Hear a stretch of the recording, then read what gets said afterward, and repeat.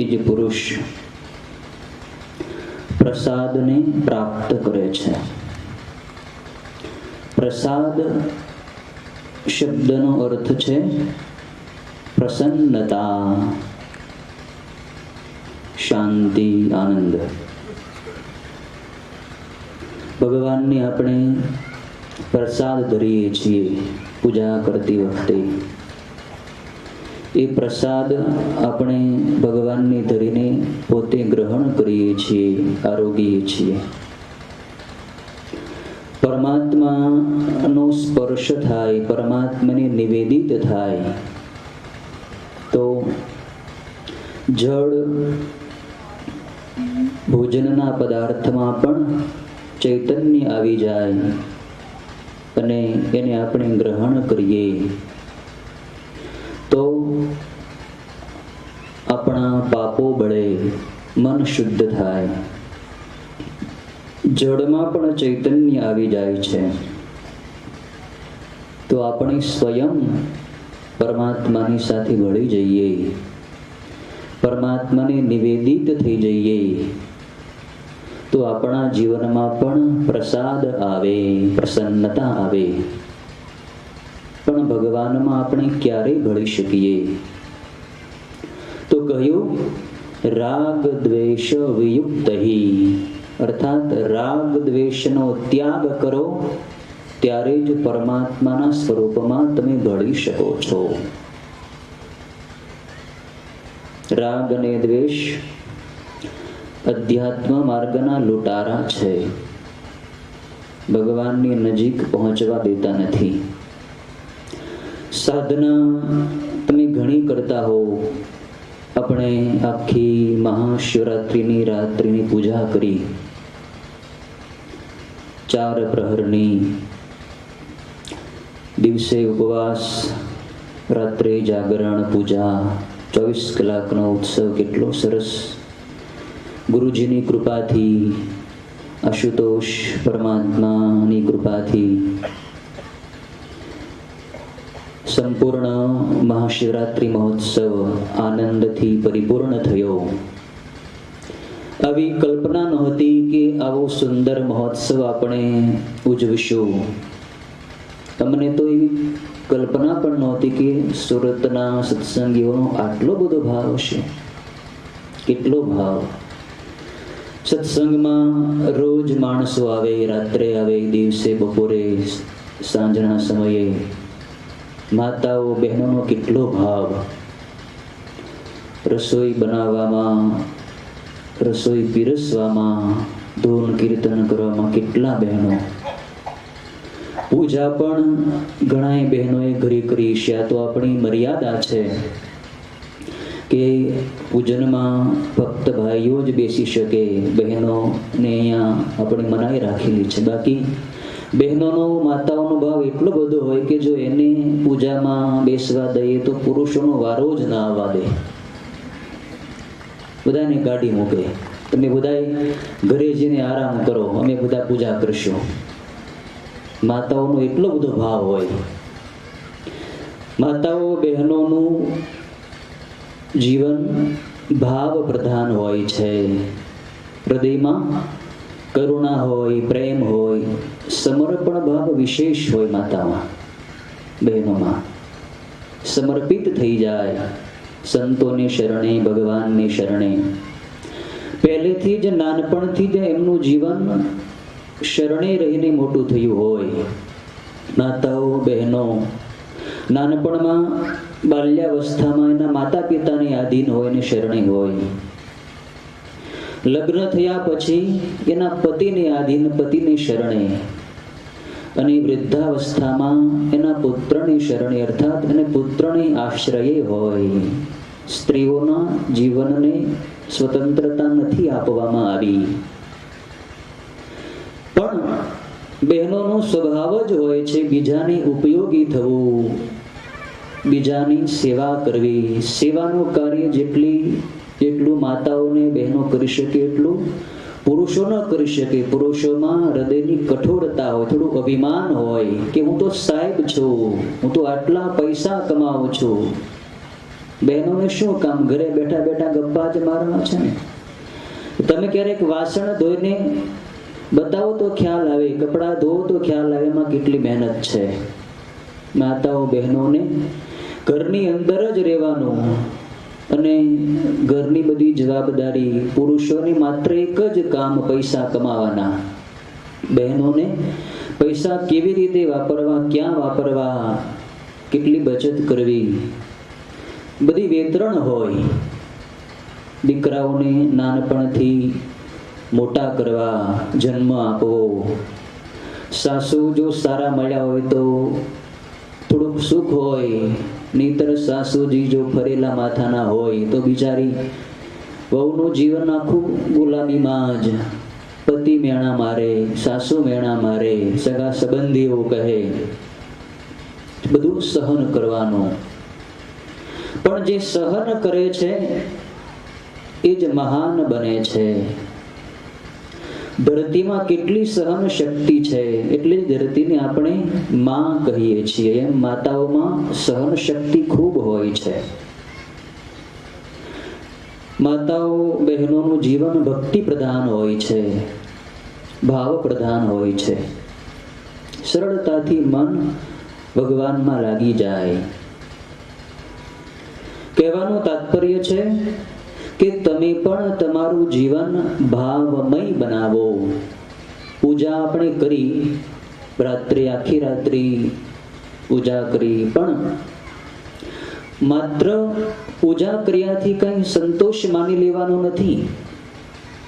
પૂજા એ બહારની ક્રિયા જેટલી છે એના કરતા એનો વિશેષ ગૂઢ અર્થ, રહસ્ય ખૂબ ભરેલું છે એમાં. પૂજા તમે કરી હોય પણ વ્યવહારમાં જો વિષમતા તમે રાખો, વ્યવહારમાં તમે જો શાંતિ ન જાળવો, બીજાના સુખ દુઃખનો વિચાર ન કરો તો પૂજા તમે શું કરી? તમારા મનને તમે શાંત ન રાખ્યું, કાબુમાં ન રાખ્યું તો પૂજા શું કરી? અહીંયા આખી રાત પૂજા કરી, અહીંથી તમે નીકળ્યા ગાડી લઈને, રસ્તામાં થોડીક ઠોકર લાગી ગઈ ગાડીને અને બીજાની સાથે ઝઘડો કરવા માંડ્યા તો તમે પૂજા શું કરી? તમને બીજી વ્યક્તિમાં ભગવાન દેખાતા નથી, તમે બીજા કોઈ દ્વારા મળેલી થોડીક અગવડતાને સહન કરી શક્યા નહીં, તમે ધીરજ રાખી શક્યા નહીં, તો ધર્મની ક્રિયા તમે બહારથી કરી શું એનું પ્રયોજન? ધર્મને જીવનના શ્વાસની સાથે વણી લ્યો. ધર્મ એ કહેવા સાંભળવાની વસ્તુ નથી. ધાર્યતે ઇતિ ધર્મ. જે ધારણ કરે એને ધર્મ કહેવાય છે. વાતો તો બધાય કરી શકે, સાંભળી શકે. તલવાર બનાવે કોણ? લુહાર બનાવે. પણ તલવાર ચલાવવું એ તો શૂરવીરનું કામ છે. એમ કથાઓ કહેવી, સાંભળવી તો બધા કરી શકે, પણ એ કથાને, એ સત્સંગને, એ પૂજાને જે જીવનમાં ઉતારે એ જ સાચો ધર્મવીર છે, એ જ સાચો કર્મવીર છે, એ જ સાચો ધાર્મિક છે. ધર્મ જ્યાં સુધી જીવનમાં ન આવે ત્યાં સુધી એનો કોઈ મતલબ નથી.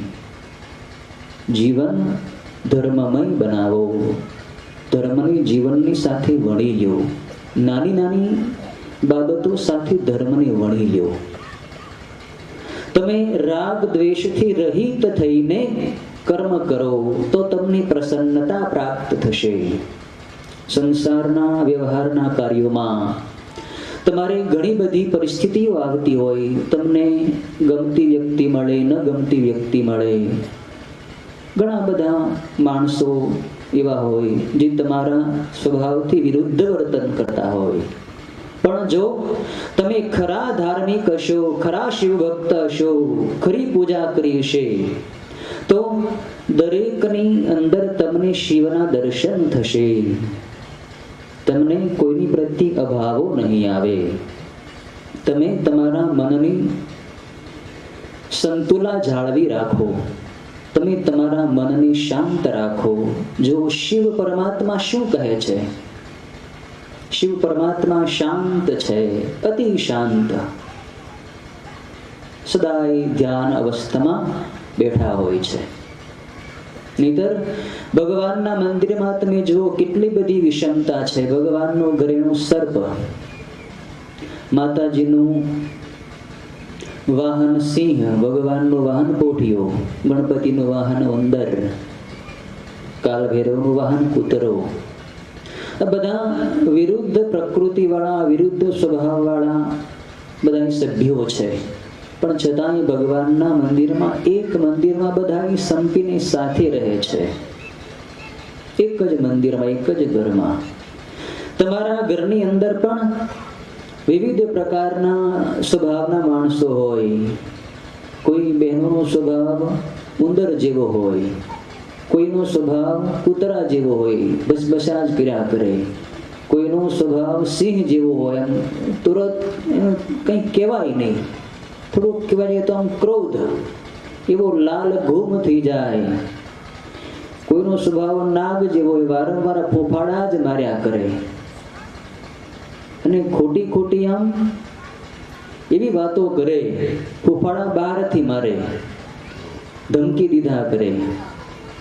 એક પતિ એની પત્નીને કાયમ ધમકી દે કે ભાઈ તું ચા બનાવી દેજો, નહીતર ચા બનાવી દેજો, નહીતર કર્યા કરે. એટલે એની પત્નીને એક દિવસ મગજ ગયો, ક્યાં મારો પતિ મને રોજ ચા બનાવી દે, નહીતર કરે. પણ નહીતર એટલે શું? નહીતર શું કરવાના છે? એટલે એક દી એને સામે કહી દીધું, નહીતર તમે શું કરશો?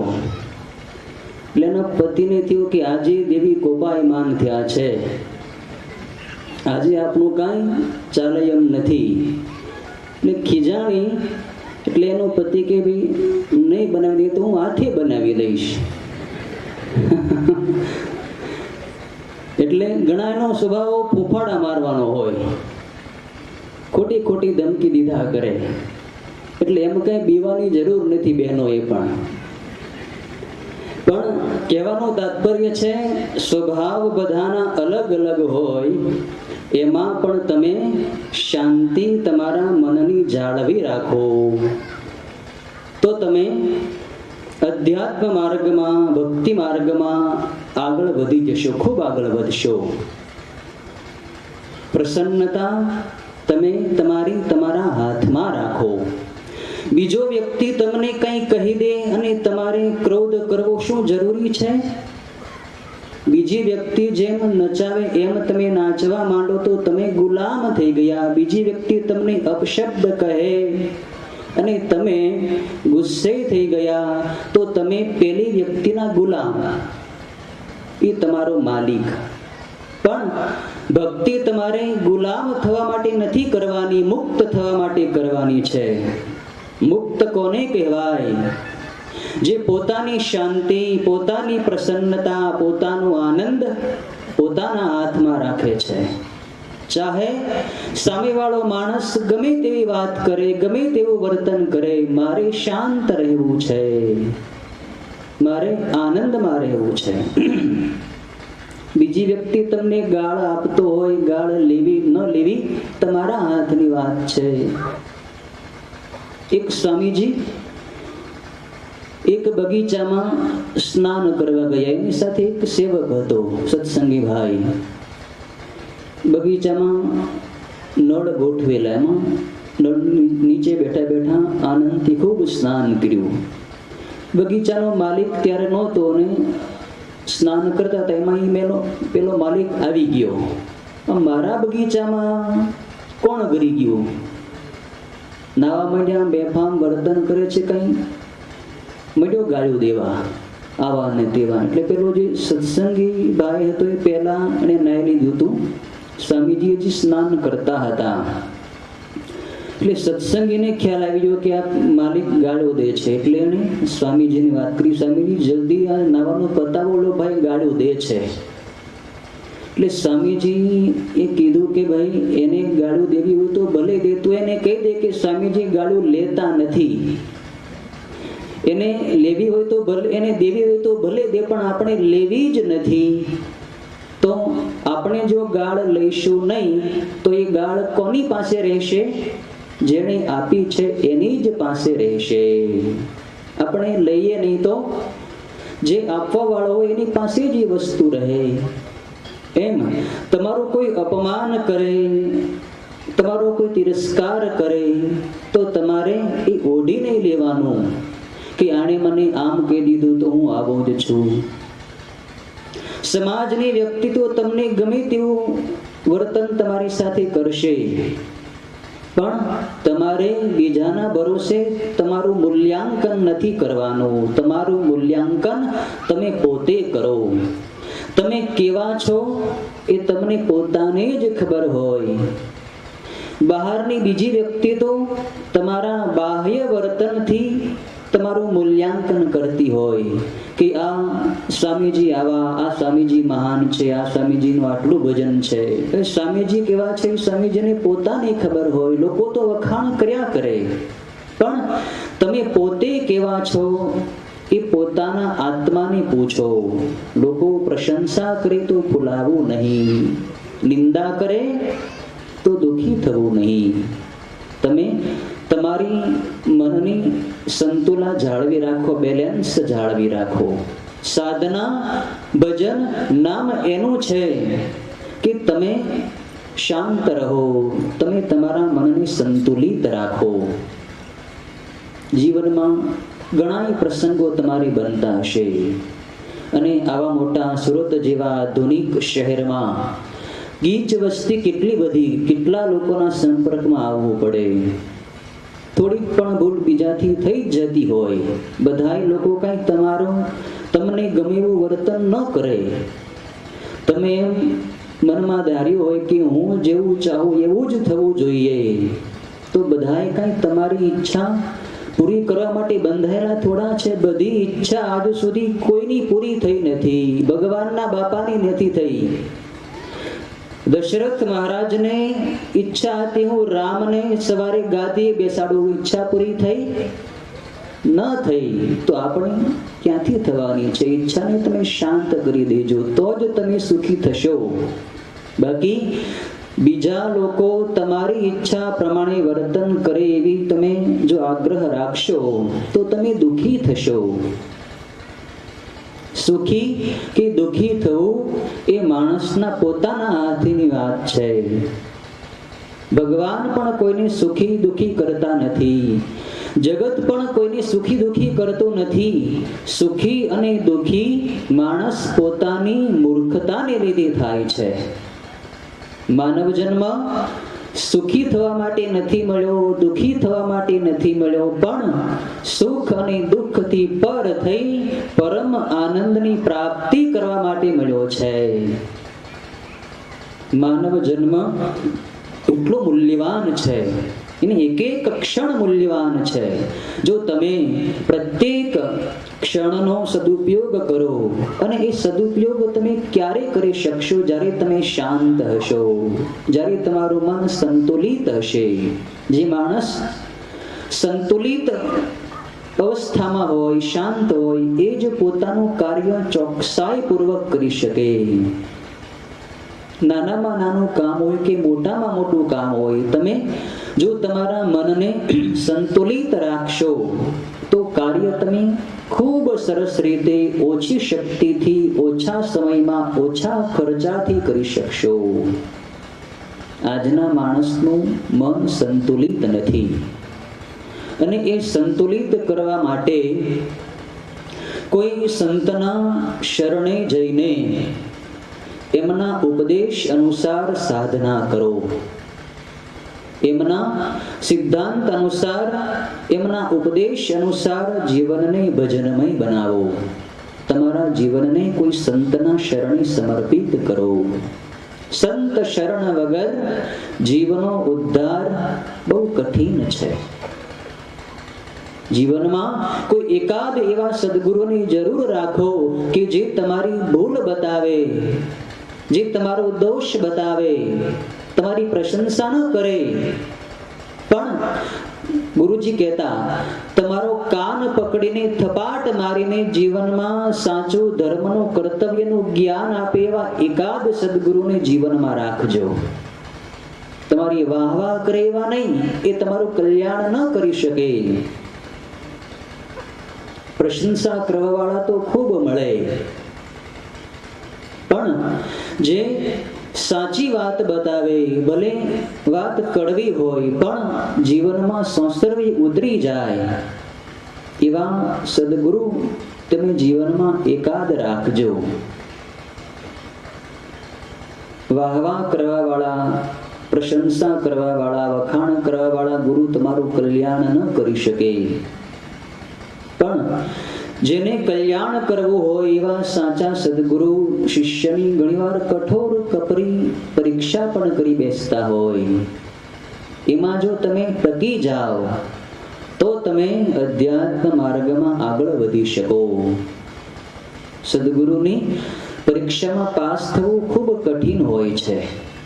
તમને ખબર પણ ન પડતી હોય કે ગુરુજી મારી પરીક્ષા લઈ રહ્યા છે. નાની નાની બાબતોમાં ગુરુજી ઘણીવાર પરીક્ષા લઈ લેતા. અમને ખબર પણ ન પડતી કે ગુરુજીની આ પરીક્ષા હતી. પણ જો એ પરીક્ષામાંથી પાસ થવું હોય તો ગુરુના શરણે રહેવું પડે. એ છોડીને તમે ભાગી જાઓ, નાસી જાઓ તો, રણ મેદાન છોડીને તમે ભાગી જાઓ તો કાયર કહેવાઓ. તમારે રણ છોડીને ભાગવાનું નથી, તમને જીત યુદ્ધના મેદાનમાં મળવાની છે. સંસાર એ તમારે માટે યુદ્ધનું મેદાન છે. સંસારમાં રહીને જ તમારે ભગવાનની પ્રાપ્તિ કરવાની છે. મેદાન છોડીને ભાગશો નહીં. સંસારમાં ચાહે ગમે તેવી પરિસ્થિતિ આવે પણ તમારા મનને સંતુલિત રાખો. સંતના શરણે રહીને એમના ઉપદેશ અનુસાર જીવન બનાવો. સંતના શરણે તમે રહેશો તો તમે એક દિવસ પાત્ર બની જશો. સંતો મહાપુરુષો તો કૃપા કરતા જ હોય છે. એનો સ્વભાવ જ હોય છે કૃપા કરવાનો, આપવાનો. પણ જે જીવ ગ્રહણ કરવા માટે લાયક હોય, જેના જીવનમાં નમ્રતા હોય, પાત્રતા હોય, જેનું અંતઃકરણ શુદ્ધ હોય, એ જ માનવ સદગુરુની કૃપાનો અનુભવ કરી શકે. ગુરુ દ્વારા મળેલી ચેતનાને જીવનમાં વણી શકે. સંતની કૃપા મેળવવા માટે લાયક બનો. એકવાર રામદાસ સ્વામી એટલે કે શિવાજી મહારાજના ગુરુ, મહાન સિદ્ધ પુરુષ હતા. મહારાષ્ટ્ર પ્રાંતમાં એમણે ભક્તિનો ખૂબ પ્રચાર કર્યો. ગામડે ગામડે, શહેરે શહેરે, નગરે નગરે ફરી અને બધાને ધર્મમાં, ભક્તિમાં જોડે. જેની જેવી યોગ્યતા હોય, લાયકાત હોય એ પ્રમાણે એને ઉપદેશ આપે, એનું જીવન બનાવે. એકવાર રામદાસ સ્વામી વિચરણ કરતા કરતા એક ગામની બહાર એક ટેકરી હતી, પર્વત જેવું. ત્યાં ભગવાનનું મંદિર, ત્યાં પહોંચ્યા. ત્યાં જઈને રામદાસ સ્વામી સત્સંગીઓને ખૂબ સત્સંગ કરાવે. થોડા દિવસ ત્યાં રોકાવાના હતા. જિજ્ઞાસુઓ, સત્સંગીઓ ખૂબ આવતા. રામદાસ સ્વામીનું મોટું નામ, શિવાજી મહારાજના ગુરુ. જ્યાં જાય ત્યાં લોકો ટોળે ટોળા ઉભરાય. સત્સંગમાં ખૂબ માણસો થાય. રામદાસ સ્વામી આત્મજ્ઞાનનો બહુ મહિમા વર્ણવતા કે આત્મજ્ઞાન જ્યાં સુધી ન થાય ત્યાં સુધી સાધના અધૂરી છે. જ્યાં લગી આત્મતત્વ ચીન્યો નહીં ત્યાં લગી સાધના સર્વ જૂઠી. નરસિંહ મહેતાએ જેમ કીધું એમ, જ્યાં સુધી તમારી સ્થિતિ આત્મામાં ન થાય, તમારી પ્રજ્ઞા સ્થિર ન થાય, તમારો દેહ ભાવ નષ્ટ ન થાય, મન, બુદ્ધિ, ચિત્ત અને અહમથી તમે વેગળા ન થાઓ, ત્યાં સુધી તમારી ભજન તરીકેની બહારની ક્રિયાઓ બધી વ્યર્થ છે. સૌ પ્રથમ તમે તમારા આત્માની તરફ જુઓ, અંદર વળો. તમારા આત્માને શાંત કરો. તમે કેટલા સ્થિર રહી શકો છો, તમે કેટલા શાંત રહી શકો છો. શાંત રહો, મૌન રહો, તમારા આત્માનું ધ્યાન કરો. ખૂબ આત્મજ્ઞાનની વાતો કરી રામદાસજી મહારાજ. સત્સંગમાં ઘણી બહેનો માતાઓ પણ આવે, ભાઈઓ પણ આવે, વૃદ્ધો આવે. હવે આત્મજ્ઞાનનો મહિમા ખૂબ વર્ણવ્યો એટલે એમાં એક બહેન ખૂબ જિજ્ઞાસુ, એને તો આત્મજ્ઞાન મેળવવાની ખૂબ ઈચ્છા થઈ કે મારે આત્મજ્ઞાન મેળવવું જ છે.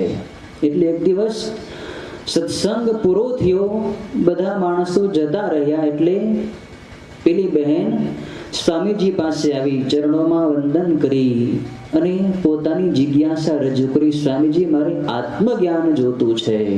તમે તો મહાન સિદ્ધ પુરુષ છો, તમારી કૃપા થાય તો મને આત્મજ્ઞાન કેમ ન થાય? મારી પર કૃપા કરો, મને મારા આત્માના દર્શન કરાવો. ખૂબ જિજ્ઞાસુ, અને ખરેખર જિજ્ઞાસુ હતી.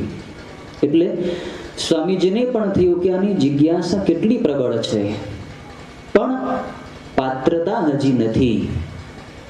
એટલે રામદાસ સ્વામીએ એને પ્રત્યક્ષ બતાવવા માટે એક ઉપાય કર્યો. તારે આત્મજ્ઞાન જોતું છે?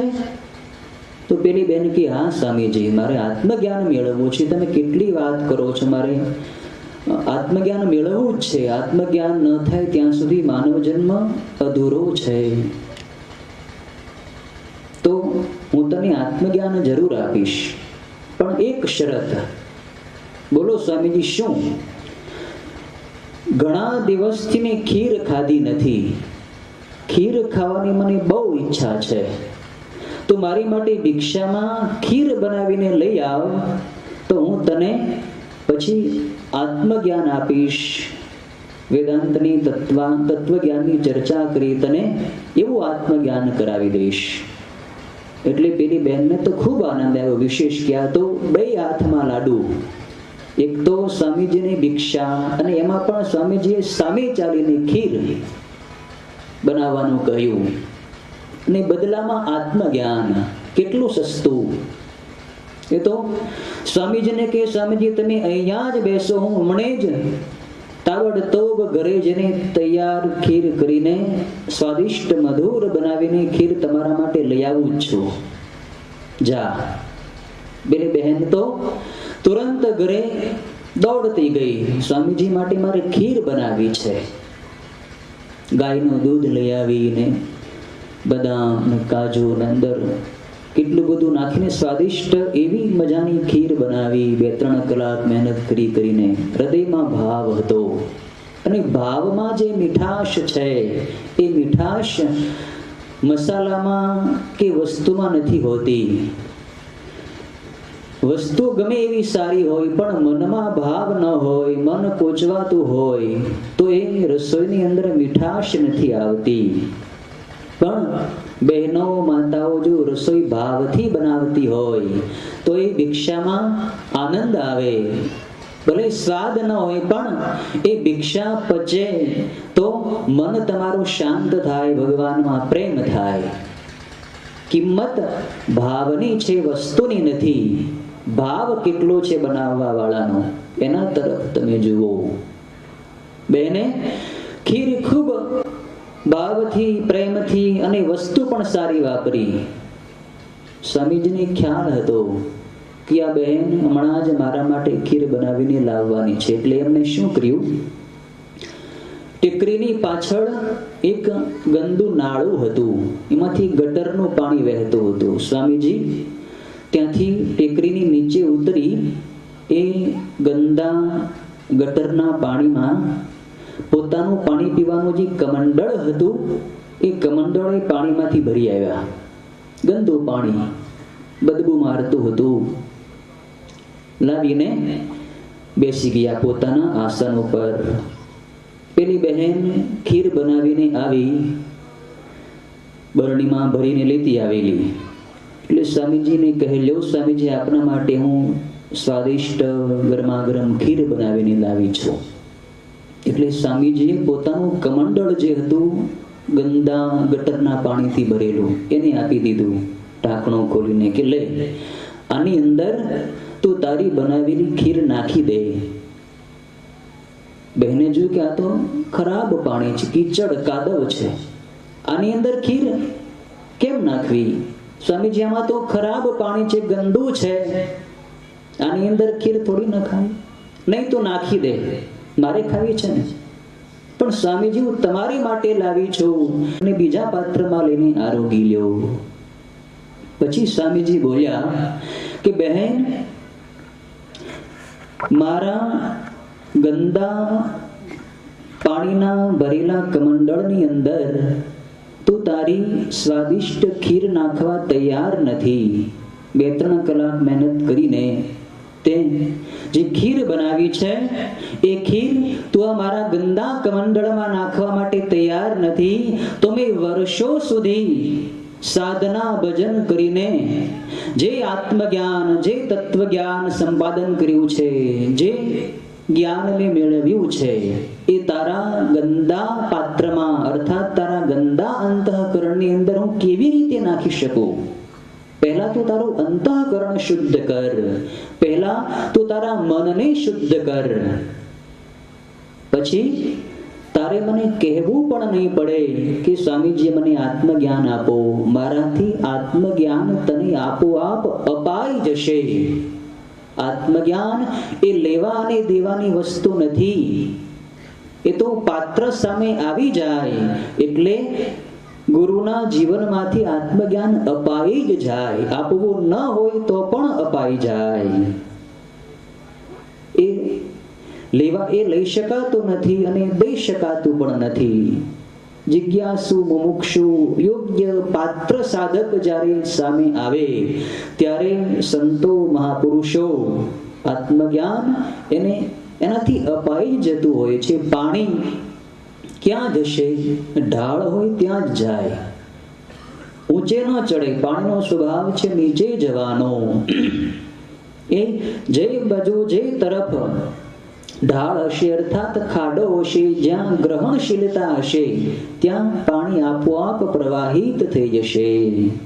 એમ સંતો મહાપુરુષોની પાસે તમે નમ્ર થઈને, શુદ્ધ થઈને, લાયક થઈને, પાત્ર થઈને જશો તો મહાપુરુષો ઉપદેશ દ્વારા, દ્રષ્ટિ દ્વારા અથવા મન દ્વારા પણ પોતાની ચેતના, પોતાની સાધના, પોતાનું આત્મજ્ઞાન આપી દેશે, એના દ્વારા અપાઈ જશે. સૌપ્રથમ નમ્ર બનો, તમારી ગ્રહણશીલતા વધારો. આપણે મંદિરમાં જઈને નમસ્કાર કરતા હોઈએ છીએ, સંતોની પાસે જાઓ તો તમે દંડવત નમસ્કાર કરતા હો છો. તો નમસ્કાર એ શું છે? માત્ર શરીરની ક્રિયા નથી. શરીરથી તમે 25 દંડવત કરો કે 50 કરો, પણ તમારો અહમ હજી ઓગળ્યો નથી તો તમે હજી દંડવત નમસ્કાર માત્ર બહારથી કર્યા છે. નમસ્કાર અભિમાન નષ્ટ કરવા માટે છે. અભિમાન જ્યારે નષ્ટ થાય ત્યારે જ જીવનમાં નમ્રતા આવે છે. અભિમાન માણસને નમ્ર થવા દેતું નથી, જ્ઞાન માટે પાત્ર થવા દેતું નથી. અભિમાન જ્યાં સુધી હોય ત્યાં સુધી તમે આત્મજ્ઞાન માટે પાત્ર નથી, લાયક નથી. અભિમાન છોડીને સંતની પાસે જાઓ, મહાપુરુષોની પાસે જાઓ તો તમને સંતોની પાસેથી ઘણું મળશે. સંતોના, મહાપુરુષના ઉપદેશ અનુસાર જીવન બનાવો. એ જે કહે એ પ્રમાણે સાધના કરો તો તમે આત્મજ્ઞાની બની શકશો, તો તમે ભગવાન શિવને વહાલા બની શકશો. એના માટે નિયમિત સાધના કરો. રામદાસ સ્વામી પછી એ બહેનને સાધના કરવા માટે રોજ કહ્યું કે તારે સવારે અડધી કલાક, સાંજે અડધી કલાક ધ્યાન કરવાનું. રોજ ધ્યાન કર. ધ્યાન કરીશ તો તારું મન સંતુલિત થશે, તારું મન શાંત થશે, તારા સ્વભાવની તને પહેચાન થશે કે મારા સ્વભાવમાં કેટલા દોષો છે, કેટલા ગુણો છે, મારો સ્વભાવ કેટલો સ્થિર છે, કેટલો અસ્થિર છે. સ્વભાવને શુદ્ધ બનાવો. સાધના ભજન શા માટે કરવાનું છે? પૂજા શા માટે કરવાની છે? સ્વભાવને શુદ્ધ કરવા માટે. સૌ પ્રથમ તમારા સ્વભાવને શુદ્ધ કરો. એ શુદ્ધ ક્યારે થાય કે જ્યારે તમને પહેલા ખ્યાલ આવે કે મારા સ્વભાવની અંદર આ અશુદ્ધિ છે, આ દોષો છે. તમને તમારા કપડા ઉપર પડેલો કાળો ડાઘ દેખાય તો તમે એને સાફ કરી શકો ને. તમને દેખાય નહીં તો તમને એમ જ થાય કે મારા કપડા સારા જ છે. એમ તમારા સ્વભાવમાં રહેલો દોષ તમને જ્યાં સુધી દેખાય નહીં ત્યાં સુધી એ દોષ તમારાથી દૂર થાય નહીં. એ દોષ ક્યારે દેખાય? જ્યારે તમે એકાંતમાં બેસીને શાંત અને મૌન થાઓ. રોજ સવાર અને સાંજ સંધ્યા સમયે અડધી કલાક, ઓછામાં ઓછી 20 મિનિટ અથવા તો 15 મિનિટ પણ તમે ધ્યાન કરો.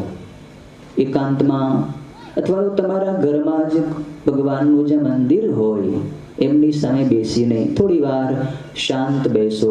તમારા શ્વાસને ધીમે ધીમે ચલાવો અને તમારા વિચારોને જુઓ. તમારા વિચારો કેવી પ્રકારના અંદરથી ઉઠે છે. સારા વિચારોનો પ્રવાહ ચાલી રહ્યો છે કે ખરાબ વિચારોનો પ્રવાહ ચાલી રહ્યો છે? વિચારોની ઉપર વિચાર કરો કે આ વિચાર ખરેખર કરવા યોગ્ય છે કે નહીં. વિચારને તમે જુઓ. તમારા મનની અંદર ત્યારે બધું ઉખડશે. જ્યારે તમે એકલા બેઠા હો ત્યારે અંદરથી બધું કેટલું ઉઠે. જ્યારે ધ્યાન કરવા માટે તમે બેસો, ભજન કરવા માટે બેસો, ત્યારે જ વિચારોની હારમાળા ઊભી થાય. તમારી વાણી બંધ હોય, હોઠ બંધ હોય, પણ મન કેટલું બોલતું હોય તમે ક્યારેક તપાસ કરજો. તમે નક્કી કર્યું હોય કે મારે 1 કલાક મૌન બેસવું છે અને તમે મૌન બેસો, પણ તમારું મન ત્યારે કેટલું બોલતું હશે, કેટલી નવી નવી વાતો અંદરથી એકલું બોલ્યા કરતું હશે. માણસ જેટલો વાણીથી બોલતો નથી એના કરતા વધારે મનથી બોલતો હોય છે. કેટલું બોલી નાખતો હોય મનથી. એ મનની વાણીને તમે બંધ કરો ત્યારે સાચું મૌન થયું કહેવાય. મનનું મૌન એ સાચું મૌન છે. સીવી લીધેલા હોઠનું મૌન એ તો બાહ્ય મૌન છે. હોઠને તમે બંધ કરી દો પણ અંદર વિચારોનો કેટલો ભડકો અંદરથી પ્રગટેલો છે એને શાંત કરો. રોજ ધ્યાન કરશો, રોજ ધ્યાન કરશો તો તમે તમારા વિચારોને ધીમે ધીમે ઓછા કરી શકશો, શાંત કરી શકશો, શુદ્ધ કરી શકશો. સૌથી ઉત્તમ સ્થિતિ છે નિર્વિચાર થવું. કોઈ વિચાર જ ન કરવો, સૌથી ઉત્તમ સ્થિતિ. પણ શરૂઆતમાં તો વિચાર આવશે જ, ભલે આવતા આવવા દો. અંદર તમે જે પૂર્યા છે એ જ બહાર નીકળે છે. અંદર જે સંસ્કારો તમે ફિટ કર્યા છે એ જ સંસ્કારો ધ્યાન વખતે, જપ વખતે વિચારોના સ્વરૂપે બહાર નીકળે છે. નીકળી રહ્યા છે, જઈ રહ્યા છે, આવી રહ્યા નથી. જઈ રહ્યા છે એટલે તમને દેખાય છે. એને શાંતિથી સહન કરી લ્યો. માત્રા સ્પર્શાસ્તુ કૌંતેય શીતોષ્ણ સુખ દુઃખદા આગમા પાઈનો નિત્યાંસ્તાંસ તિતિક્ષસ્વ ભારત. ભગવાને અર્જુનને કહ્યું તું આને સહન કર. સુખ અને દુઃખ, શીત અને ઉષ્ણ, રાગ અને દ્વેષ, આ બધા દ્વંદ્વોને તું સહન કર. અર્થાત એમાં તું સમ રહે, શાંત રહે, પ્રસન્ન રહે. એની સાથે તમે ઝઘડો ન કરો. વિચારો આવે તો આવવા દો. ક્યાં સુધી આવશે? પ્રાકૃતિક નિયમ છે કે જે આવે છે એ જવા માટે જ આવે છે. જે ખીલે છે એ કરમાવા માટે જ ખીલે છે. જે ઉગે છે એ આથમવા માટે જ ઉગે છે. જે જન્મે છે એ મરવા માટે જ જન્મે છે. વિચારો આવશે તો વિચારો જવાના પણ છે. જે આવે છે એ જાય જ છે. આગમા પાઈનો નિત્યા, આગમા પાઈનો અનિત્યા. અર્થાત આવવાવાળા, જવાવાળા અને અનિત્ય છે. વિચારો કાયમ ટકતા નથી. જેમ તમે ધ્યાન કરશો સવાર સાંજ, એમ પછી તમે જોશો તમારા સ્વભાવમાં કેટલી શાંતિ તમને દેખાશે. તમારા વર્તનમાં તમને નરમાશ દેખાશે. જે માણસ નિયમિત ધ્યાન કરતો હોય એ વધારાનો એક શબ્દ બોલશે નહીં, વધારાનું ખાશે નહીં, વધારાનું જોશે નહીં, વધારાનું સૂશે નહીં. માપસર સુવાનું, માપસર ખાવાનું, માપસર બોલવાનું, માપસર જોવાનું, બધાની અંદર સંયમ આપોઆપ આવી જશે. એના માટે કહેવું નહીં પડે કે તું વ્યસન છોડ, તું મદિરા પાન ન કર, તું પરમાટી ન ખા. એ માણસને કહેવું નહીં પડે. આ બધા બોર્ડ લગાવવા પડે છે. શાના માટે બોર્ડ લગાવવા પડે છે? કે ભાઈ અહીંયા ધૂમ્રપાન ન કરો, અહીંયા ગાડી પાર્કિંગ ન કરો, અહીંયા વાતચીત ન કરો. કોના માટે છે? મૂર્ખ માણસો માટે છે. જે માણસ સમજેલો છે એને બોર્ડની સૂચનાની જરૂર જ નથી. એને ખ્યાલ જ હોય કે વ્યસન કરાય જ નહીં, જે તે જગ્યાએ ગાડી પાર્ક કરાય જ નહીં, મદિરા પાન માંસ મટન ખવાય જ નહીં. એનો પ્રથમ દુઃખદ પરિણામ મારે જ ભોગવવું પડશે. જે માણસ સમજેલો છે, જે સાધક છે, જે ભજન કરે છે, એને સૂચનાની જરૂર જ નથી. સૂચના તો એને જરૂર પડે, એને શિખામણ દેવી પડે કે જે કાંઈ કરતો નથી, બહારથી બધી ધર્મની ક્રિયાઓ કરતો હોય, જીવનમાં ધર્મ ઉતર્યો નથી. એના માટે રોજ સાધના કરો. સાધના નામ એનું છે. સાધના એટલે સાવધાની. સાવધાન રહો, અર્થાત તમે તમારા વ્યવહારની પ્રત્યેક ક્રિયા સાવધાની પૂર્વક કરો. પ્રત્યેક ક્રિયા, ગાડી ચલાવો તો સાવધાની પૂર્વક ચલાવો, ખાઓ જમો તો સાવધાની પૂર્વક જમો, કે જે તમારા શરીરને પ્રતિકૂળ હોય એવો આહાર તમારાથી ખવાઈ ન જાય. બોલો તો સાવધાની પૂર્વક બોલો, કે બોલી નાખ્યા પછી બીજા માણસનો આત્મા દુભાય નહીં, અને બોલ્યા પછી તમારે પણ પસ્તાવો કરવાનો વારો આવે નહીં એવું બોલો. પ્રત્યેક ક્રિયા સાવધાની પૂર્વક તમે કરશો તો તમે સાધક જ છો.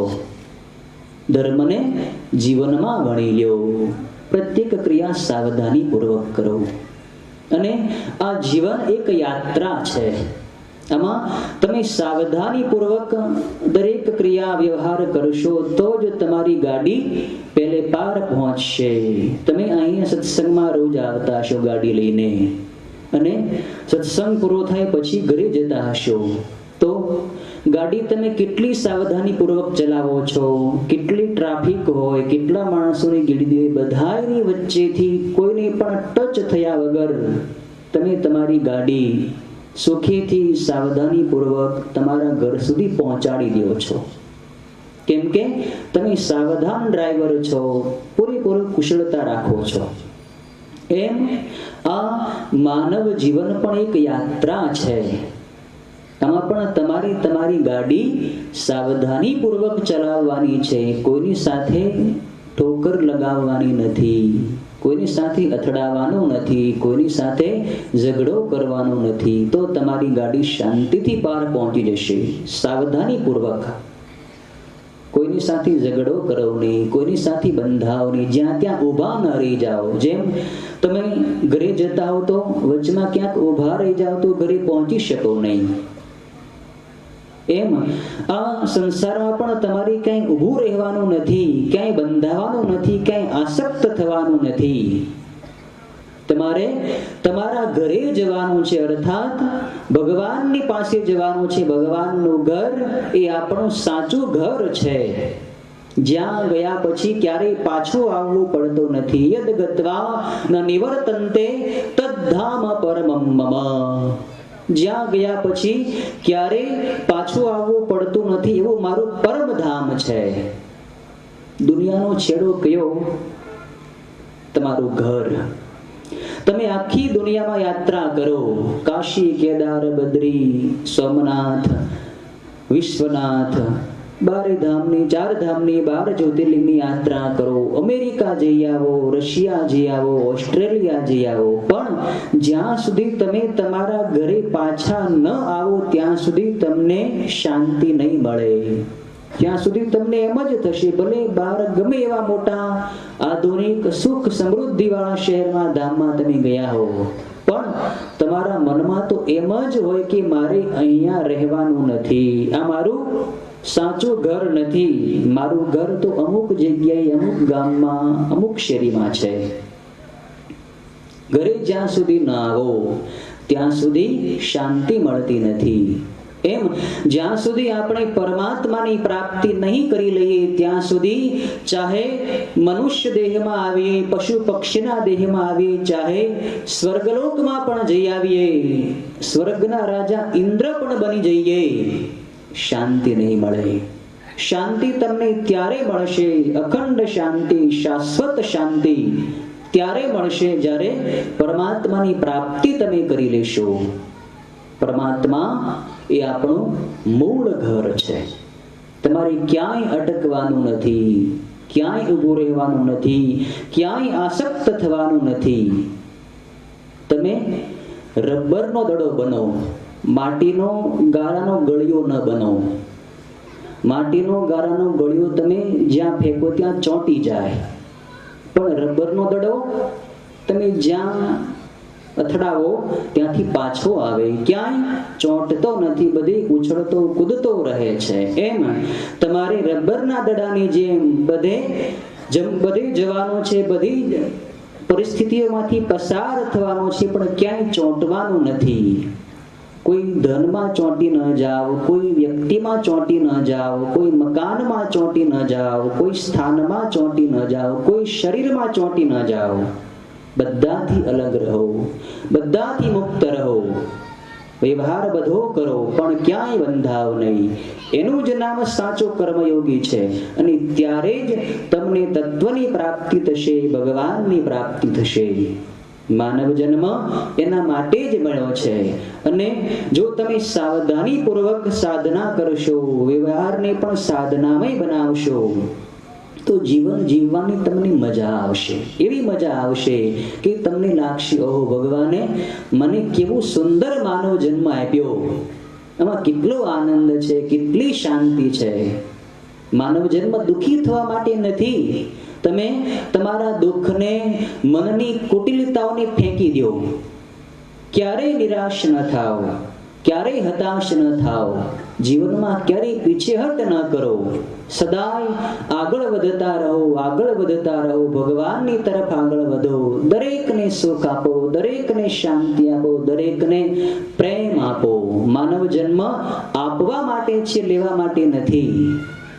માનવ ભગવાનનો પણ દાતા બની શકે છે, ભગવાનને પણ આપી શકે છે. ભગવાનની ભૂખ પણ માનવ મટાડી શકે છે. ભગવાનની ભૂખ છે પ્રેમની, અને એ પ્રેમ ભગવાનને માનવ જ આપી શકે છે.